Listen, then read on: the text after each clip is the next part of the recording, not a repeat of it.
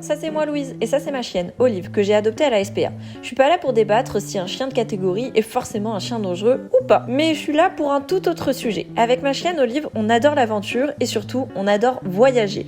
Et qui dit voyage dit train. Sauf que dans le train, la muselière elle est obligatoire pour tous les chiens qui ne sont pas en sac de transport. Sauf que certains ne respectent pas le port de la muselière et on peut se demander pourquoi. En étant sur les réseaux sociaux, je me suis rendu compte que j'étais pas la seule dans cette situation à ne pas trouver une muselière adaptée à ma chienne et en plus de ça, un peu design. Que ce soit chez le vétérinaire, dans les transports en commun ou vous venez d'adopter un chien, vous savez pas ses réactions avec les autres animaux de la famille ou même les animaux en général, petits ou grands. Et même pour les chiens ayant des problèmes de comportement, que ce soit avec les vélos, les humains ou même les autres chiens. Et donc il faille désensibiliser, retravailler, resociabiliser le chien, oui, mais en toute sécurité avec la muselière. Ou alors que vous ayez un chien de catégorie, parce que malheureusement, c'est la loi. Et donc un chien en muselière n'est pas forcément un chien dangereux. C'est donc un accessoire utile à tous les chiens. Et ça fait déjà plus d'1 an que je travaille sur un design adapté à nos loulous. Parce que oui, la muselière, c'est pas un accessoire de torture. Elle doit être légère, aérée, pour qu'ils puissent faire tous les signaux d'apaisement qu'ils souhaitent, comme bâiller, se lécher la truffe. Ainsi, avec mon conjoint qui m'a rejoint tout récemment sur le projet et bien évidemment notre assistante,